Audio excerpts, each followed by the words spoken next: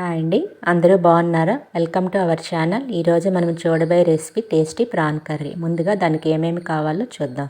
ముందుగా PRAN salt, పసుపు వేసి క్లీన్ చేసి ఒక బౌల్లో రెడీగా ఉంచుకోండి. నెక్స్ట్ దాని ప్రాసెస్ ఏమిటో చూద్దాం. దానికి కావాల్సిన పదార్థములన్నీ ఆనియన్స్ చిన్న చిన్న ముక్కల్లా కట్ చేసుకొని పెట్టుకోవాలి కర్రీ తగ్గట్టుగా. తర్వాత ఒక 2 పచ్చిమిర్చి, సాంబార్ ఉల్లిపాయలు ఒక 4 తీసుకుంటే టేస్ట్ బాగుంటుందండి. అల్లం వెల్లుల్లి పేస్ట్ కోసం, టమాటా గ్రేవీ కోసం తీసుకొని అన్నీ రెడీగా ఉంచుకోండి. నెక్స్ట్ ప్రాసెస్ మనం చూద్దాం.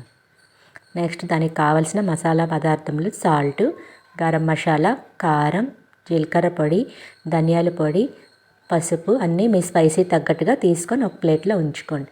నెక్స్ట్ ఒక కడాయి తీసుకొని ఆయిల్ కొంచెం వేసుకోండి. అది కొంచెం వేడెక్కాక మనం ముందుగా ఆవాలు, ఈ కర్రీలో కొంచెం జీలకర్ర ఆయిల్లో వేసుకొని వేపుకుంటే టేస్ట్ బాగుంటుందండి.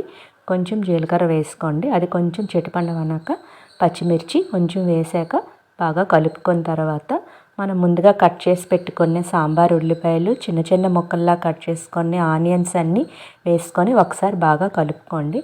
ఇది కొంచెం బాగా వేగితే బాగుంటుంది.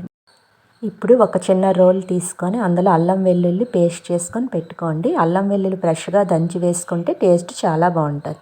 ఇప్పుడు కచ్చాపచ్చాగా దంచుకున్న అల్లం వెల్లుల్లిని కూడా మనం ఆనియన్స్లో వేసుకుందాం. అది పచ్చివాసన పోయినంత వరకు బాగా వేపుకోవాలి. నెక్స్ట్ కొంచెం సాల్ట్ వేసుకుంటే ఆనియన్స్ తొందరగా వేగుతుందండి. సాల్ట్ వేసుకున్న తర్వాత మూత పెట్టి ఉంచుకోండి. ఇప్పుడు ఒక మిక్సీ జార్ తీసుకొని ముందుగా కట్ చేసి పెట్టుకొని టమాటానంతా మెత్తగా పేస్ట్ చేసి రెడీగా పెట్టుకోండి. ఇప్పుడు ఆనియన్స్ బ్రౌన్ కలర్లో వచ్చింది కదండి. ఇప్పుడు మనం రెడీగా పెట్టుకున్న ఈ పేస్ట్ని కూడా అందులో వేసుకొని టమాటా కూడా పచ్చి వాసన పోయినంత వరకు వేపుకోవాలి. ఇప్పుడు బాగా కలుపుకున్న తర్వాత మళ్ళీ మూత పెట్టుకొని ఒక 5 మినిట్స్ వేపుకుంటే సరిపోతుంది. ఇప్పుడు మూత తీసుకొని ఈ టైంలో కొంచెం కసూరి మేతి వేసుకుంటే టేస్ట్ కొంచెం చాలా బాగుంటుందండి. ఒకసారి ఇలా వేసి ట్రై చేయండి. ఇప్పుడు కసూరి మేతి వేసాక మనం ముందుగా రెడీగా పెట్టుకున్న మసాలా పొడులన్నీ అందులో వేసుకున్నాక అవన్నీ బాగా ఆ గ్రేవీకి పట్టినట్లుగా కలుపుకోండి.